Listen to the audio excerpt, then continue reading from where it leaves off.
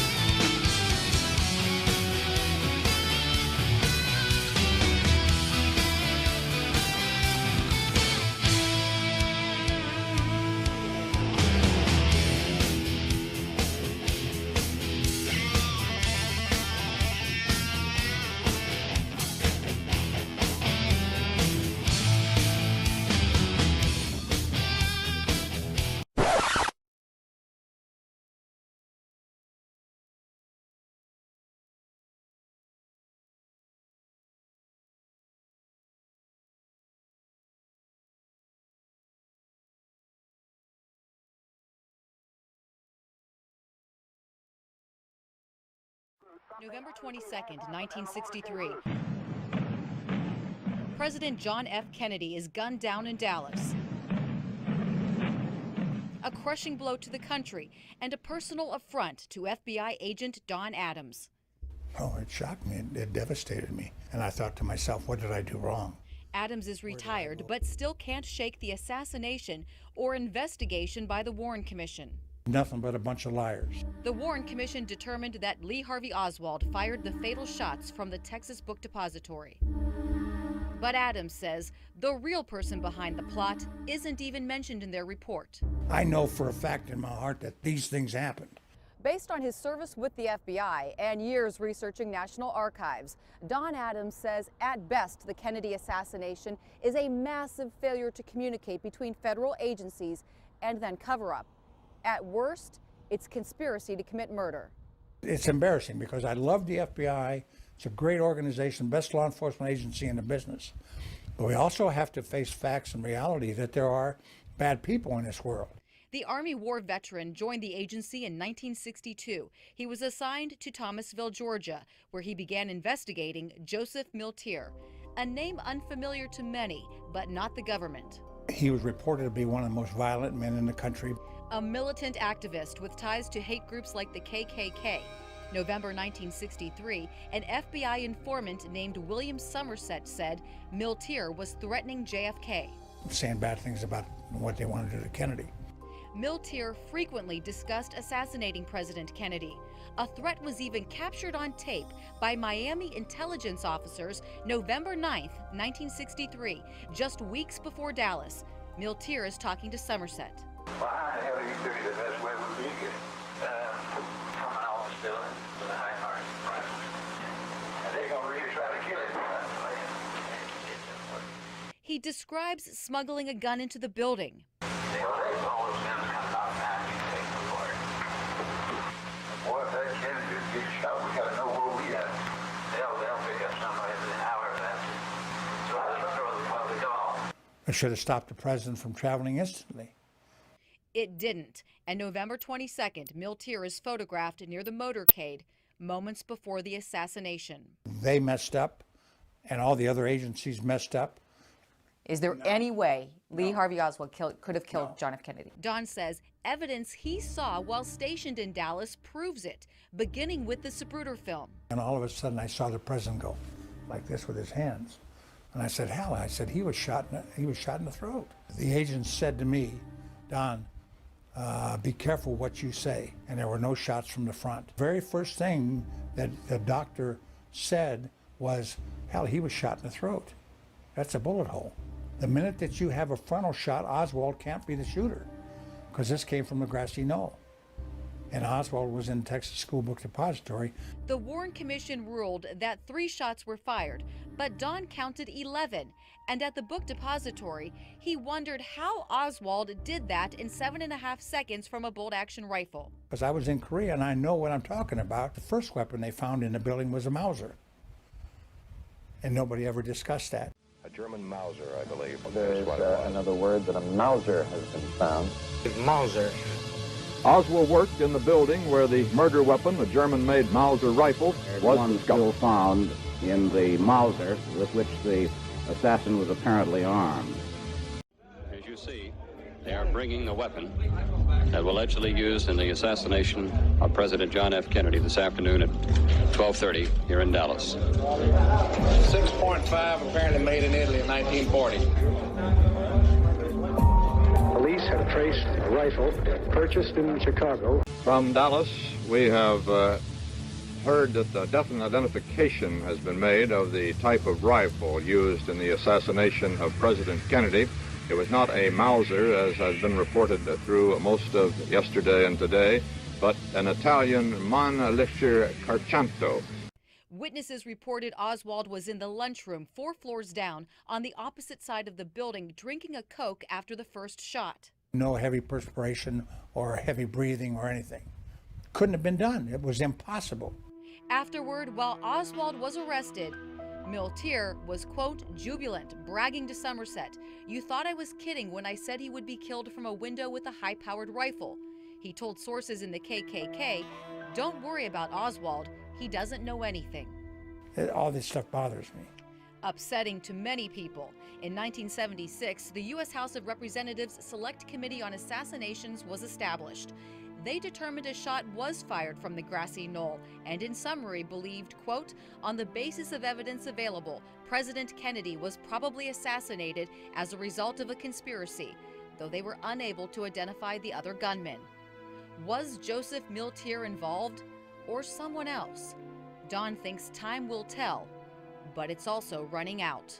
I mean, when we die off, when we're gone, there's not going to be anybody who's going to sit here and tell you these things. I hope the truth gets told, whatever it is. Suzanne Stratford, Fox 8 News.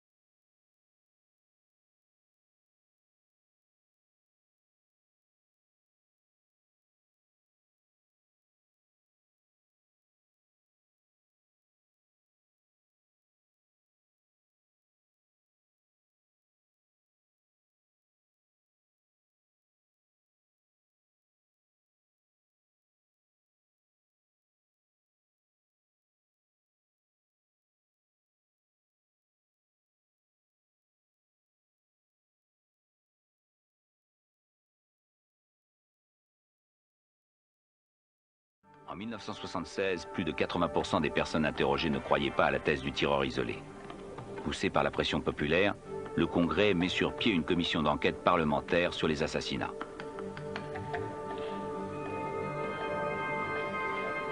Deux révélations servent de déclic.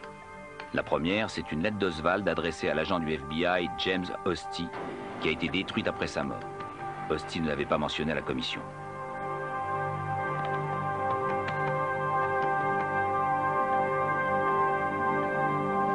La seconde fut la découverte de l'implication de la CIA dans plusieurs tentatives d'attentats contre Fidel Castro, révélant la présence d'éléments incontrôlables au sein de cette agence gouvernementale. Gerald Ford, membre de la commission Warren, déclare à la nouvelle commission d'enquête que s'il avait eu connaissance de ces informations, la commission dont il faisait partie aurait élargi son champ d'investigation.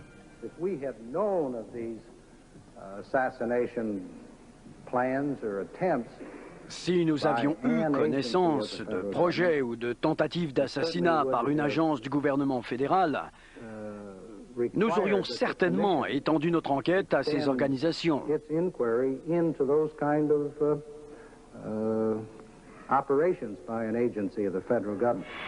Oui, il y a bien eu un quatrième coup de feu, conclut la commission parlementaire dans son rapport de janvier 1979, en s'appuyant sur l'analyse des enregistrements effectués par des micros de la police de Dallas.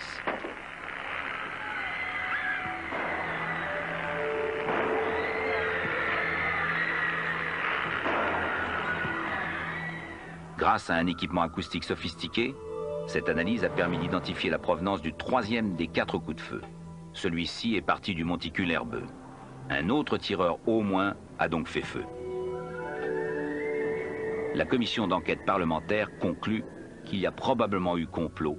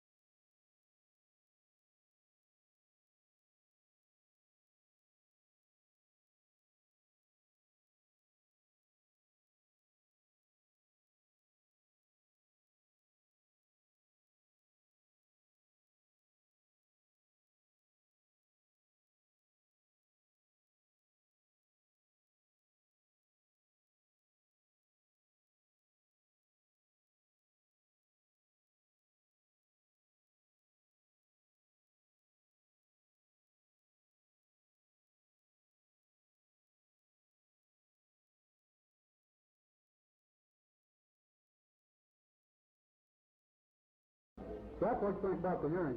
I want to correct what I stated before. If he was vice president, remember I said he was vice president? Yes, I did when I mentioned about Adlai Stevens. If he was vice president, there would never have been an assassination of our beloved President Kennedy. Would you explain it, Jack? Well, the answer is the man in office now.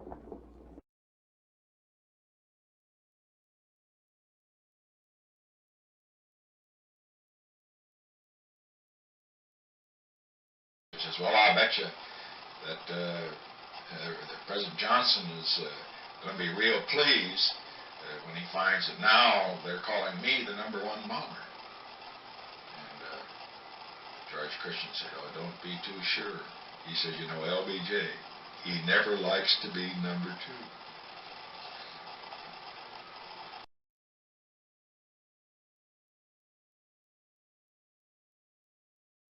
And then he calmed down and he turned around and he said at that time it was the oil people I knew and the CIA. Wait, are you saying that Lyndon Johnson, was he now President of the United States? Yes. Said to you personally? Yes. You swear this? Swear. That the oil people and the CIA were involved in the murder of John Kennedy? Yes.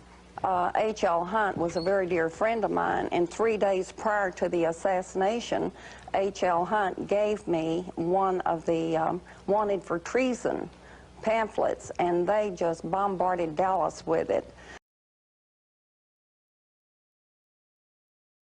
Wanted for treason JFK. Uh-huh. They thought that the liberal president was a treasonous man. Right. So I said, H.L., you cannot do the President of the United States that way. And he said, well, hell, I can. I'm the richest man in the world. I can do whatever I want to. But Dallas, Texas was bombarded, and he passed them out personally. Did you meet Jack Ruby Madeline? Lyndon Johnson's attorney introduced me to him. Go on. I'm serious. When was this? Oh, 1952, I think, way back. 10 years before the assassination? Oh, yeah. So Lyndon Johnson's attorney, which one? Jerome Ragsdale.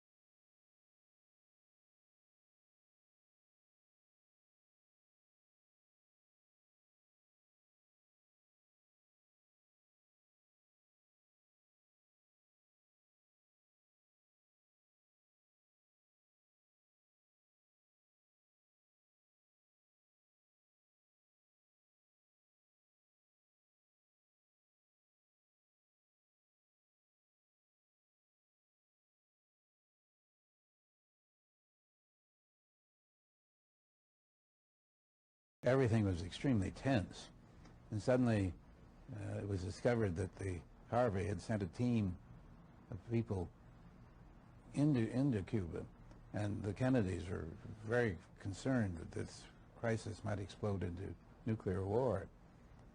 And Robert Kennedy particularly was in a rage when he heard that this loose cannon had added a further element of unpredictability to the situation. Harvey hated the Kennedys. After the Cuban Missile Crisis, he had a confrontation with Bobby Kennedy that virtually ended his career, exiling him to an intelligence station in Rome. We had a terrible experience with the ones that were handling it at the time of the missile crisis. They were going to send 60 people into Cuba right during the missile crisis. Nobody knew what they were doing, and we pinned it down to the fellow who was supposed to be in charge, and he said we planned it because the military wanted it done, and I asked the military, and they never heard of it. Oh my God.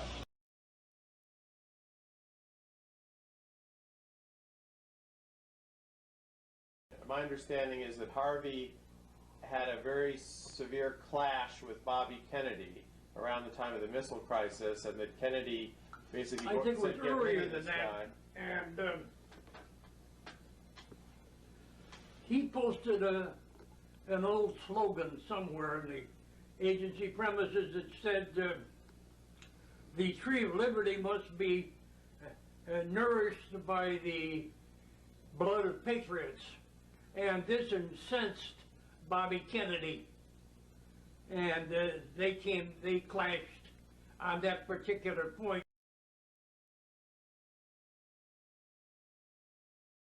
I believe he was killed because he already had detente It's come out now through a book called JFK and the Unspeakable. It was discovered in the Vatican. Kennedy and Khrushchev were back channel communicating that their governments didn't even know it. And both of them had agreed they were going to end the Cold War by '65. Imagine what the world would be. And what happened? Kennedy was killed. They were doing it through Pope John. He died of cancer. And Khrushchev was, a coup d'etat happened in Russia, and Khrushchev was taken out of office because there were people that wanted the Cold War. And what did we get substantially? 20 more years of it.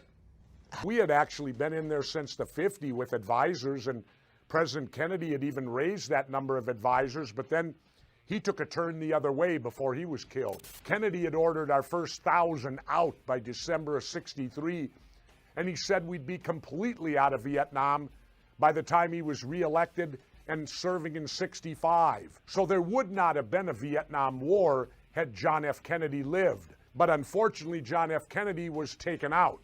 He was killed. Now, that's another matter on its own of who did that, but you notice that as soon as Kennedy was killed, the Vietnam policy reversed itself. Lyndon Johnson then sent more troops in, and of course, you had, we'll discuss it later, the Gulf of Tonkin incident, which is what put our combat troops on the ground in Vietnam. Let me ask you, sure. John F. Kennedy's assassination. Yep. Who did that? It was done by William Harvey, who was the head of the CIA's assassination unit at that time. David Morales was directly involved in it. He likewise is the gentleman who killed Che Guevara down in Bolivia in '67, where they put him up against a firing wall and killed him and shot and killed him. Morales was part of that. I believe that because I saw, heard, and read a confession from E. Howard Hunt on a deathbed to his son. And when he confessed, it was not a confession of remorse. It was a confession of pride. He wanted the world to know that we helped you out. We killed John Kennedy, this communist sympathizer. But Jesse, aren't you being slightly naive? People can say anything on a deathbed to immortalize themselves. When I die, I might say, you know what? I don't want anyone to know about my long-standing love affair with Elizabeth Taylor. It doesn't mean anything, does it? I can be slightly naive, except the fact that you're not going to convince me he could make those shots. Why? Because I tried them, and I'm an expert marksman. He wasn't. And I couldn't do them. I couldn't even work. The fastest I could work the Mannlicher Carcano bolt was 8.5 seconds. And they're telling me he got 3 shots off in 6 seconds with that bolt action piece of crap weapon. I tried it. We simulated the whole thing. I couldn't do it. And I qualified expert at age 50 when I was governor of Minnesota yet. Did Neil Armstrong land on the moon? I don't know. What do you think? Yeah, I think he did. Why would you believe that? Because we have the technology to get there. We have the technology to investigate an assassination. Sure we do, but we don't. Well, we have thoroughly. When a coup d'etat takes place, there can be no trial.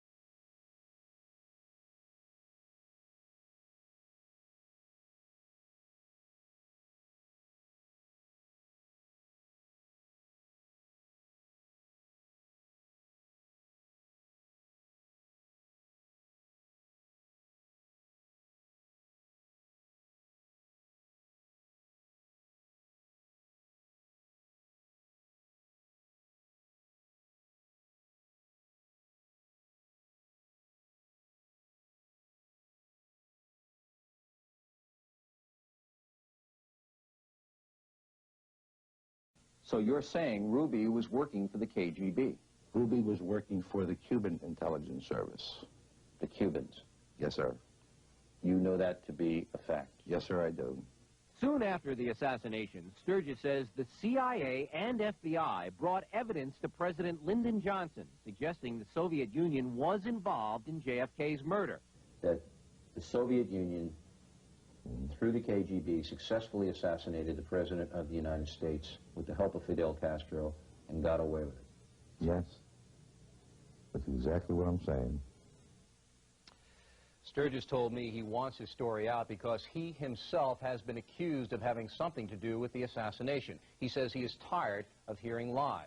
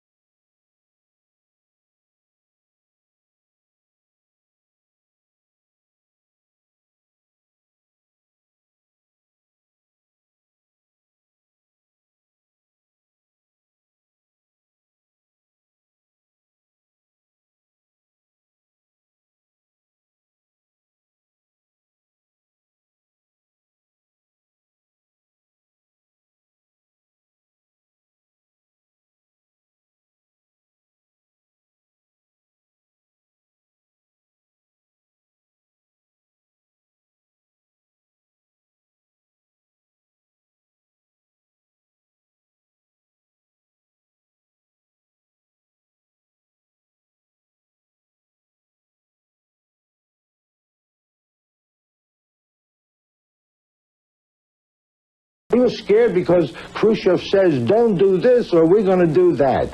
You know, so he didn't do it, and he deserted the Bay of Pigs. I was involved in the Bay of Pigs. Got a lot of people, friends of mine, that were killed in the Bay of Pigs. And I resent that. Don't play political games with me. I'm a military man. I'm a soldier. I go fight. But damn it, if I risk my ass out there and I'm getting shot at, I don't want some stupid-ass politician to go ahead and make deals behind my back where my people or maybe myself are going to get killed.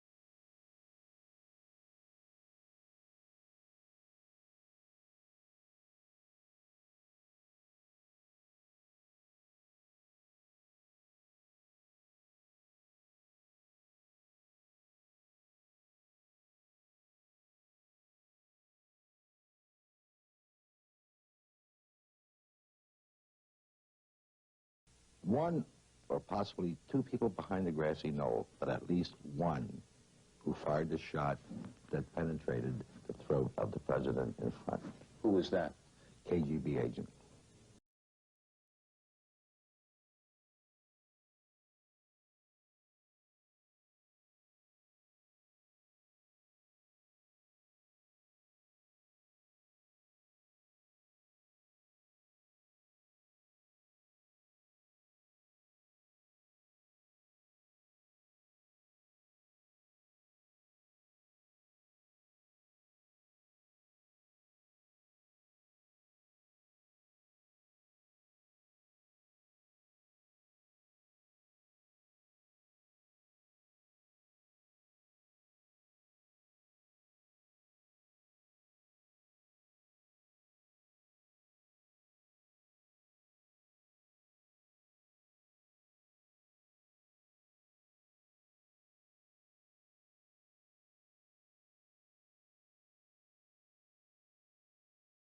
Carlos Marcellos met with anyone, Johnson or anyone? He was at that party the night before the assassination. Okay, See, a lot of people do not understand how the mafia or the organized crime, whatever you want to call it, is involved in our government. It's a silent government, you know. If they would pay their dues, they could operate, okay? Right. And even the Texas Rangers, because of the organized crime, allowed the mafia to come into Texas. Not many people know that. We were playing poker at the Carousel Club, and Jack Ruby came over, and he said, "You know what this is?" And I said, "Yeah, Jack, I know that you run with the Great White Fathers of Dallas. I knew this. I mean, these are things we just flat knew." But it stung me that he would be this involved with knowing where the President of the United States. At that time in my life, I thought they were untouchable, you know, the President. So then, of course, the information came out that, you know, about the assassination. Yeah. And that's primarily because Lyndon was under the gun over some of this stuff. Mm-hmm. Had the assassination not happened the day that it did, and Lyndon Johnson would have probably gone to prison, they would have gotten rid of him. He was so involved with some of this. So Mac Wallace was at this private meeting at Murchison's house. Malcolm Wallace was Lyndon Johnson's hatchet man. I mean, there were, I think, about 18, 19 murders that... So he was Johnson's shooter? Yeah. And I was out at the Dallas Gun Club, and it was a day or two before the assassination. And who was out there but Malcolm Wallace? And this guy was so great. If he pulled a trigger, he hit his target. I've watched him hour on end. And he loved 22s. So he was a very accurate shooter. Oh, he was the marksman. best. He was a good marksman. He didn't miss. Mm-hmm. You know, he was found dead in Marshall, Texas. Was it Marshall? No. One of these Texas, Pittsburgh maybe, Texas.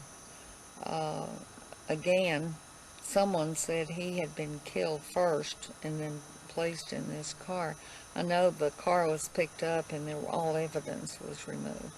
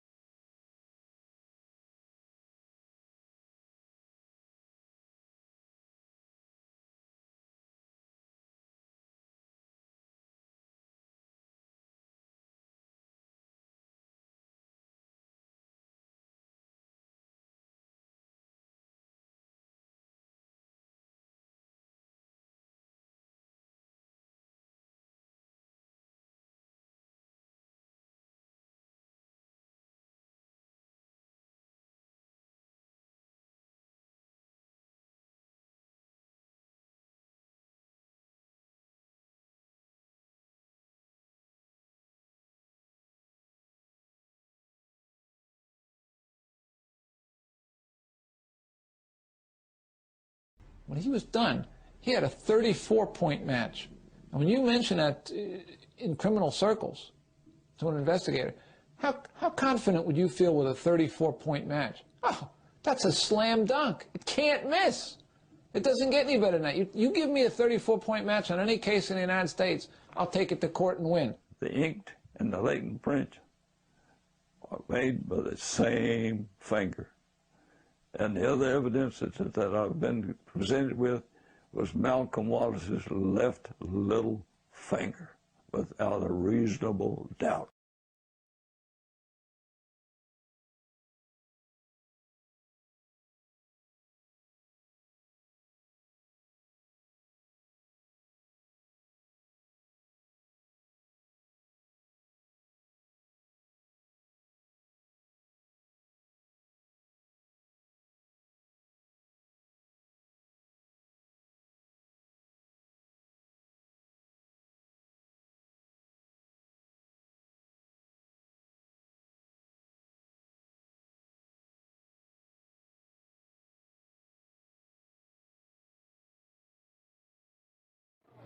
There is Lee Oswald. He's been shot. He's been shot. Lee Oswald has been shot. There's the man with a gun. It's absolute panic here in the basement of Dallas Police Headquarters.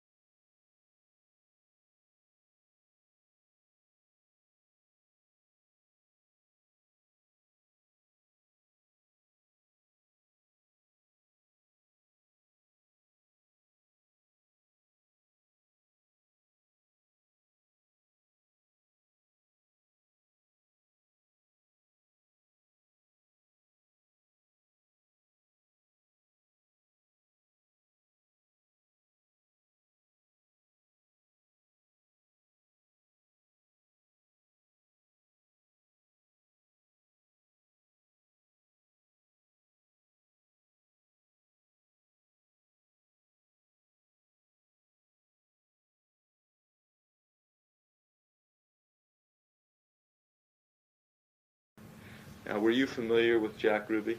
Yes, I knew Jack Ruby. Well, you ever had a drink with him? Yes, on several occasions. How did you become familiar with him? Well, he owned the club next door, and everybody knew everybody. We'd just go back and forth between clubs. I just became acquainted with him as the guy that owned the club next door. You were what, 16 or 17 years old? 16. And at that time, your employment in the club was limited to what? It wasn't limited. You were a singer, weren't you? Yeah. Did you participate in the stripping at all? No, I didn't. All right. And where was Ruby located? He was sitting at a table. And was he alone? No. And who was with him at the table? To the best of my memory, there was a man and Jada, a stripper. Now you say the word Jada. Jada, how long did you know Jack Ruby? I knew Jack Ruby for approximately 4, 5, 6 months. In what relationship? I was employed as the feature at the Carousel Club. What kind of a man was he? Jack Ruby was a fanatic. He was a very nervous man, a very violent man. He would cause hassles and harassments and always running around, very energetic. Would you say he had a violent streak in him? Oh, yeah, very much so. Yes, he would get carried away by something and lose all rational thinking. He would just go off, zoom, and just... he had to prove something. He had to be somebody. Approximately how long before the assassination did this take place? About 2 weeks. All right. To the best of my memory, 2 weeks, 10 days, 3 weeks, somewhere. It wasn't any more than that. All right. Jada was at the table with Ruby, and who else was there? Another man that was introduced to me as Lee Oswald. Now, who did the introduction? Jack Ruby. Was there anybody else at the table? What, if anything, did Ruby say about Oswald, for example, who he was employed by? Well, whenever he introduced him, he said, "This is Lee Oswald, and he's with the CIA," which didn't register anything with me because I was... Assassination, and the time of the assassination, where were you? In Dealey Plaza, And what were you doing there? taking pictures. And what were you wearing? So you were actually taking pictures Yes. of Kennedy at the time he was shot? Yes. All right. Now, Kennedy was shot on a Friday.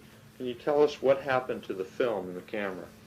Okay, to the best of my memory, I don't know for sure if our club was closed, and they showed me some cards and introduced themselves. I don't remember their names, but they said they were from the FBI and the CIA, and that stuck in my mind because I knew what they were. And they said that they would like to take the film, develop them, view them, and then they would see that I got them back. And was it ever returned to you? No, it wasn't. I'm going to turn this off just for a second.